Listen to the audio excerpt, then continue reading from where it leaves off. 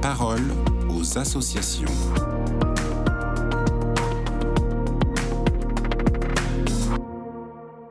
Bonjour à tous, bienvenue dans La Parole aux associations. Aujourd'hui, je suis avec Valériane Maître de la Société de Saint-Vincent-de-Paul.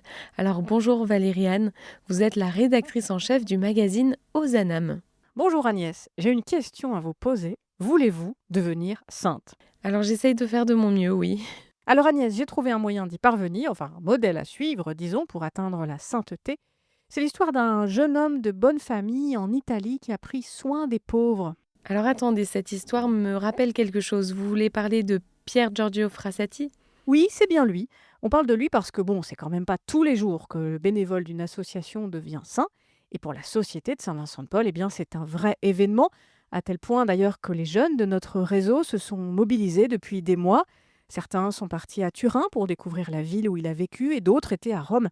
Dimanche, pour la messe de canonisation, il y a eu aussi des boucles de mails, des neuvaines et tout un tas d'autres actions pour entretenir la flamme de Frassati auprès des bénévoles, car vraiment, c'est un personnage inspirant. Alors justement, pourquoi Frassati parle-t-il autant aux jeunes ? Eh bien, d'abord parce qu'il est comme eux. Alors c'est vrai, il est mort il y a 100 ans, après une vie courte mais intense.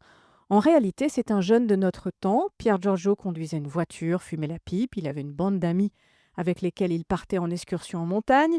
Il tentait de mener à bien ses études, ses parents ne s'entendaient pas du tout et il se posait des questions sur la vie, l'amour, la mort.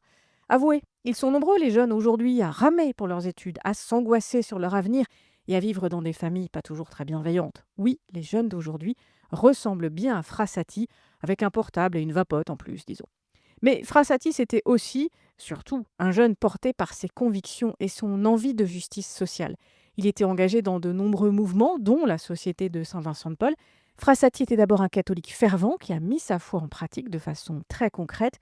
Alors Agnès, on n'a pas le temps de résumer ici toute sa vie, mais vous avez sûrement entendu parler de ses actions de charité, la visite aux familles pauvres, l'aide aux personnes pour trouver un travail.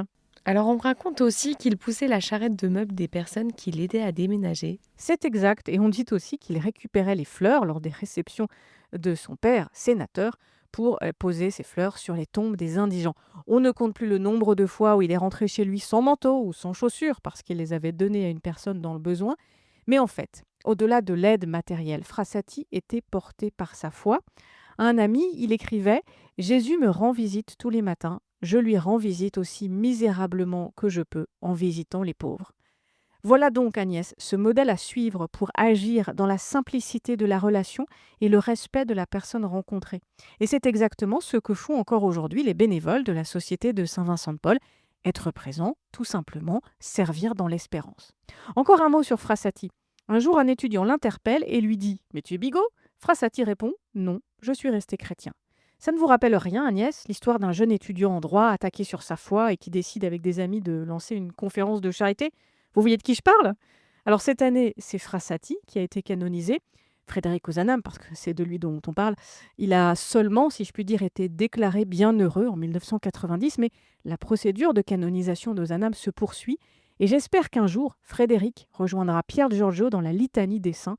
En tout cas, ils sont tous les deux des figures inspirantes pour tous les membres de la Société de Saint-Vincent-de-Paul.